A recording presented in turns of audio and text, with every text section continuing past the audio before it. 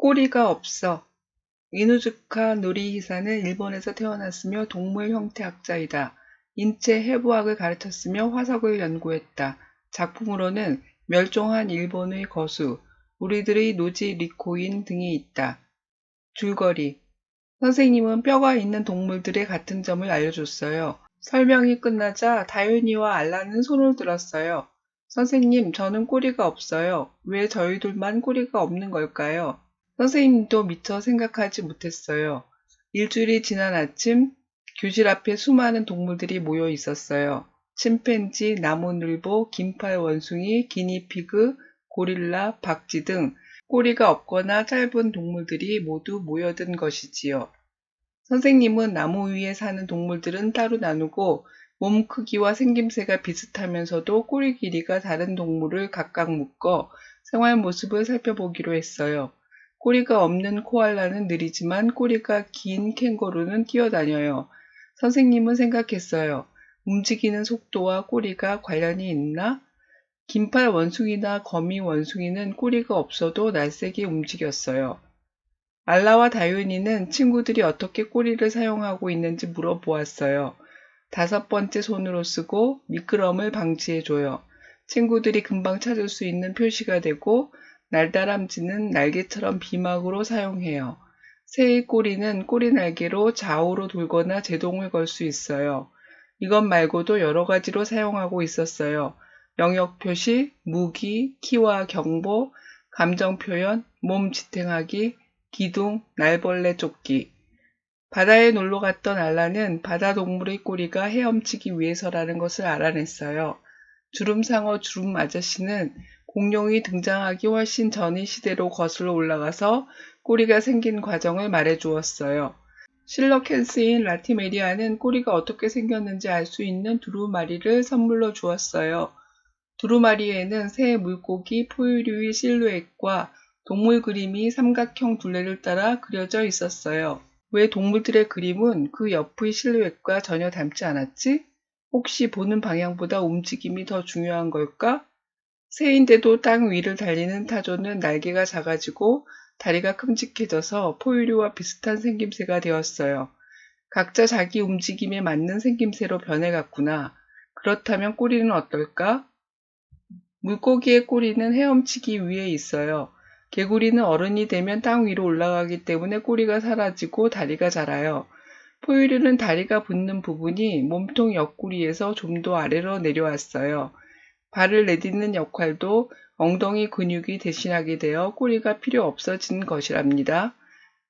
의미를 찾는 질문 분류하기. 선생님과 학생들은 척추동물을 공부하다가 어떤 동물에게는 꼬리가 없는 이유가 무엇인지 궁금해졌다.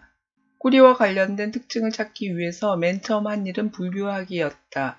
먼저 같은 종류로 나누고 같은 종류 안에서 다시 몸 크기와 생김새, 사는 곳, 움직임 등으로 나누었다. 운동장에 모인 동물들을 아무렇게나 비교하지 않는다. 적절한 비교 대상을 찾는다. 같은 종류이고 그 안에서도 유사점이 많은 두 대상을 고른다. 왜냐하면 다른 점이 너무 많으면 꼬리에 관한 특징에 대해 알아내기 어렵기 때문이다. 분류하기를 하려면 비교하기를 거쳐야 한다. 같은 것들끼리 묻기 위해서는 그것들이 같은지 다른지 비교해야 한다. 물고기와 새가 다름을 알기 때문에 둘을 나눈다. 나는 묶음을 보며 속한 것들의 공통점을 알게 된다. 물고기 안의 모둠에 상어도 있고 연어도 있다. 그들은 모두 물에 살며 아가미로 숨을 쉰다. 묶고 나면 다른 모둠과의 차이를 볼 수 있다. 포유류와 양서류, 파충류 등이 어떻게 다른지 개념적으로 바라보게 된다. 일상생활에서도 분류하기 훈련을 할 수 있다. 자판기에 음료나 과자를 보면서 어떤 것들을 묶어야 할지 생각할 수 있고 서랍장을 정리하며 분류하기를 익힐 수 있다. 빠뜨리는 것 없이 겹치는 것 없이 여러 가지 것들을 모둠짓는 연습은 효과적인 사고 훈련 방법이다. 질문입니다. 선생님은 학교에 모인 많은 동물들을 먼저 어떻게 나누었나요? 코알라와 캥거루가 왜 같은 종류일까요? 선생님은 같은 종류의 동물을 다시 몸 크기나 사는 곳 등으로 나누었습니다. 그렇게 한 이유를 무엇이라고 말했나요? 꼬리 사용법은 매우 다양합니다. 동물들마다 꼬리를 사용하는 방법이 다른 이유는 무엇일까요? 고래에게는 큰 꼬리가 있고 바다표범에게는 작은 꼬리가 있는 이유는 무엇인가요?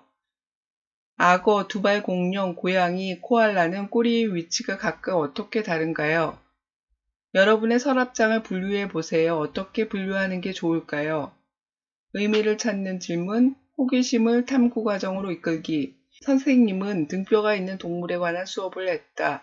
친구들은 자연스럽게 어떤 동물에게는 꼬리가 없는 이유가 무엇일지 궁금해졌다. 선생님은 먼저 동물들을 분류하고 학생들이 관찰하고 조사할 수 있도록 도왔다. 꼬리가 어떻게 생겼는지 알 수 있도록 도움을 받을 수 있도록 했다. 학생들은 선생님이 만든 큰 프로세스에서 스스로 관찰하고 찾아보며 그 이유를 찾아냈다. 호기심이 많은 어린이들에게 관련된 지식만을 설명하는 것은 아쉬운 일이다. 대개는 어린이들이 이해하지 못한다. 스스로 사고하고 활동할 수 있도록 이끌 때 아이들의 탐구심이 높아진다. 어찌 보면 쉽다. 귀찮기는 하다. 어린이들처럼 우리도 제대로 알지 못한다는 것을 인정하고 함께 찾아보는 게 가장 좋다. 지식 자랑하듯 설명을 늘어놓는 것은 어른 자신의 만족일 뿐이다. 어린이가 아는 척할 때 들어주고 다시 물어봐 준다면 아이는 신나게 떠들면서 지식의 기쁨을 느낄 수 있다. 어른들은 지식 습득보다도 어린이가 스스로 더 깊이 탐구할 수 있는 방법이 무엇일지에 대해 더 많은 노력이 필요하다. 질문입니다. 선생님은 교실에 모인 동물들의 가장 중요한 공통점이 무엇이라고 했나요? 우리는 그런 동물을 무엇이라고 부르나요? 어떤 동물이 꼬리가 없거나 짧나요?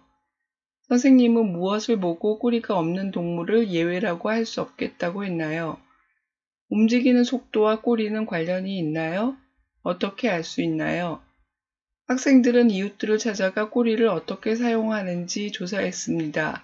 어떻게 사용하고 있나요? 선생님은 왜 친구들에게 죽을 아저씨를 찾아가 보라고 했을까요? 라티메리아는 두루마리를 선물로 주었습니다. 두루마리에 그려진 그림을 통해 무엇을 추리할 수 있나요? 꼬리가 없는 이유는 무엇인가요? 무엇을 통해 알 수 있었나요? 아이들 스스로 탐구할 수 있는 방법을 배울 수 있습니다. 비교하기나 분류하기 등 사고의 기술을 어떻게 사용해야 할지 좋은 사례를 볼 수 있습니다.